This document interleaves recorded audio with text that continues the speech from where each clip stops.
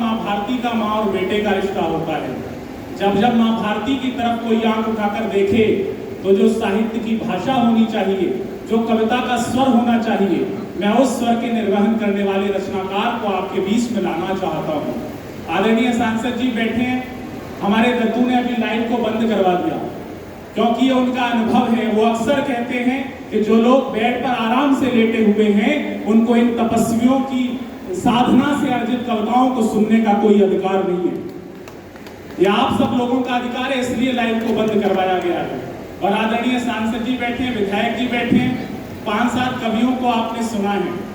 और एक बात और कह देता हूं, हमारे दद्दू हरिओम पमार जी को सुनने का सामर्थ्य भी उसी नेता के पास है जिसका दामन बिल्कुल साफ है। तो हमें पता है कि आप साफ दामन के लोग बैठे हैं। 5-5 प्रधानमंत्रियों को जिन्होंने अपनी कविताएं सुनाई, वो बड़े रचनाकार, आपके मेरठ का गौरव, जिनके चरणों में बैठकर हम खुद को सौभाग्यशाली महसूस करते हैं, उनका अगर हमें आशीर्वाद मिल रहा है और आप सब लोग पूरे मन के साथ बैठे हैं तो निसंदेह कवि सम्मेलन अपने स्थगन के समय सफलता के नए आयामों को छुएगा। और सांसद जी और विधायक जी की विनम्रता तो प्रणव में है ही। मैं जिस कवि को बुला रहा हूं उनकी भूमिका में सिर्फ यही कहना चाहता हूं, मैंने दद्दू का जिक्र इसलिए किया,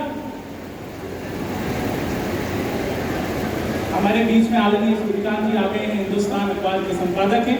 सर बहुत बहुत स्वागत है आपका। साहित्यकार और पत्रकार, एक ही माँ के 2 बेटे, तो आपका बहुत बहुत स्वागत है। एक बार तालियां इनके लिए भी मन के साथ बजा दीजिए, हमारे पत्रकार महोदय के लिए, क्योंकि कई बार ऐसी पत्रकारिता करनी पड़ती है जब जान हथेली पर होती है। उस समय इस देश को सच दिखाने के लिए इनको सड़कों पर उतरना पड़ता है, इसलिए इन पत्रकारों का सम्मान करिए। मैंने दद्दू का जिक्र इसलिए किया आदरणीय सांसद जी, क्योंकि मैं जिस कवि को बुला रहा हूं हो सकता है उनकी भाषा में थोड़ी तलखी हो। वो भगवान महावीर स्वामी के बेटे हैं। संजय भैया बैठे, भैया 2 मिनट दूंगा आपको, 2 मिनट दे दो। उन्होंने अहिंसा परमो धर्मा के साथ धर्मो हिंसा तथेक्षय को भी गाया। और ये जो कड़वाहट उनके लहजे में आपको देखने को मिलेगी, ये हमें अपने दद्दू के चरणों के निकट बैठ कर के आई है। जगदीश अवस्थी जी ने लिखा कि हमको भले गुलाब की माला न डालिए, चारण है युग के वाणी पे ताला न डालिए। उनका स्वर अगर आप तक पहुंचे तो आपकी मेरठ की माटी के उस क्रांतिकारी कवि को आवाज दे रहा हूं जिसको पूरा हिंदुस्तान सौरभ जैन सुमन के नाम से जानता है। हमको भले गुलाब की माला न डालिए, चारण है युग के वाणी पे ताला न डालिए। कश्ती है जो इस पार तो इस पार कहेंगे, अटकी जो बीच धार तो मझधार कहेंगे। सीने में जो चुभेगा उसे खार कहेंगे, गद्दार को ललकार के गद्दार कहेंगे। जोरदार तालियां बजाइए और आवाज दीजिए मेरे बड़े भाई अग्रज सौरभ।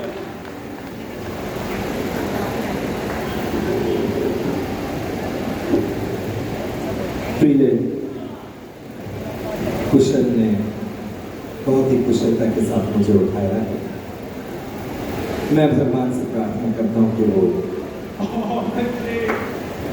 तरक्की दे, उन्नति दे। नौचंदी का ये मेला है।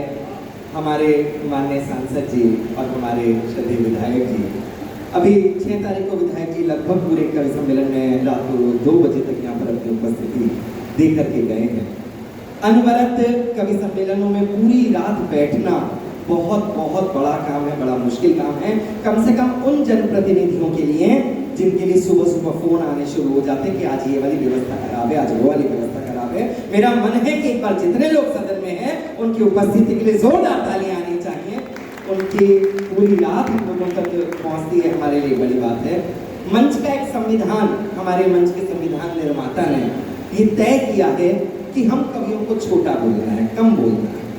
तो मैं उसका, क्योंकि मैं तो मेजबान पीढ़ी का हूँ, खुद मेरठ का हूँ, तो इस नाते मेरे खाते में तो और भी कम समय आना चाहिए। मैं केवल 3 मुक्तक पढ़ूंगा और अपना स्थान लूंगा। इन 3 मुक्तकों को जितने लोग सदन में हैं उनका प्यार मुझे मिलेगा, इस बात के लिए एक बार आश्वासन दे दे। दोनों हाथ उठा करके आशीर्वाद दें। मैं आरंभ करना चाहता हूँ।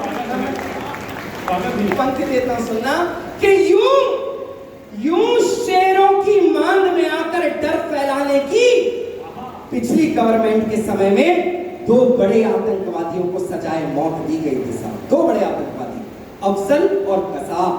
रातों रात उनको फांसी दे दी गई। सुबह न्यूज फ्लैश होती है, आज हम लोगों ने अफजल को मार दिया, आज हम लोगों ने कसाब को लटका दिया।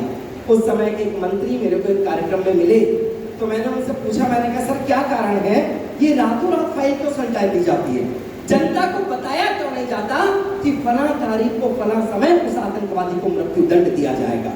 तब उन्होंने ये कहा कि सौरभ, अगर हम लोग ये बात डिस्क्लोज कर देंगे कि फला तारीख को उस आतंकवादी को मृत्यु दंड दिया जाएगा तो लोग हमारा विरोध करेंगे, कैंडल मार्च निकालेंगे, और हम नहीं चाहते कि हमारी पार्टी का, हमारे दल का किसी भी प्रकार से कोई विरोध हो।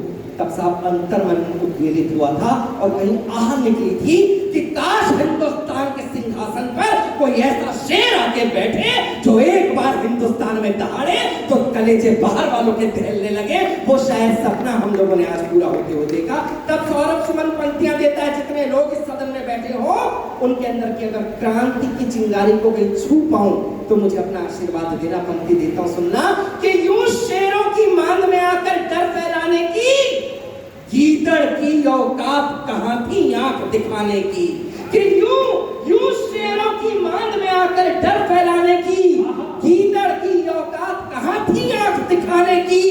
यदि अफजल को लाल किले पर हमने टांग दिया होता, किस कसाब में हिम्मत थी फिर भारत आने की। किस कसाब में हिम्मत थी फिर भारत आने की, किस कसाब में हिम्मत थी फिर भारत आने की। बहुत बहुत आभार।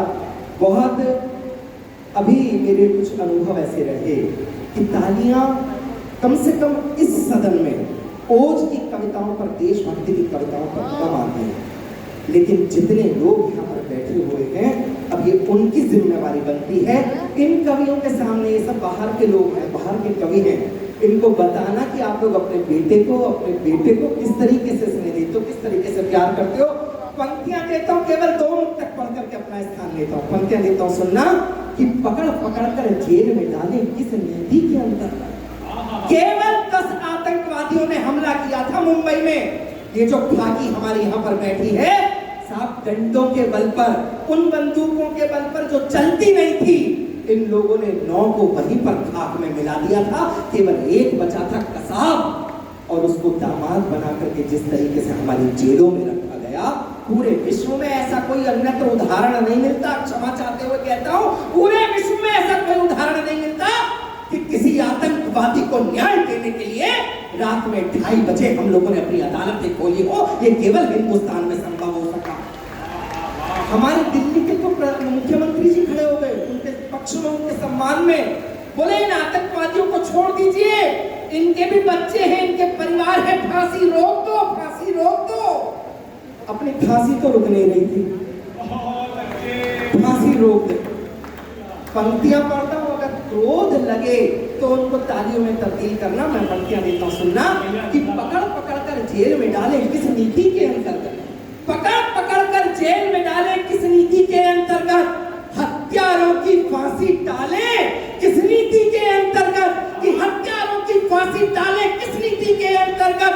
भारत माँ का तन घायल है, जिनके पहने दांतों से उन कुत्तों को घर में पाले किस नीति के अंतर्गत।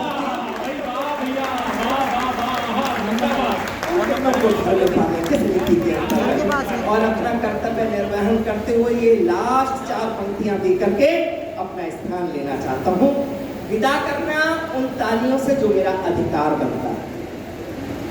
हिम्मत करता हूं कहने की, मैं कभी किसी दल के पक्ष में कोई कविता नहीं पढ़ता, लेकिन साहब मैंने परिवर्तन देखे हैं मैंने अपने प्रदेश के अंदर।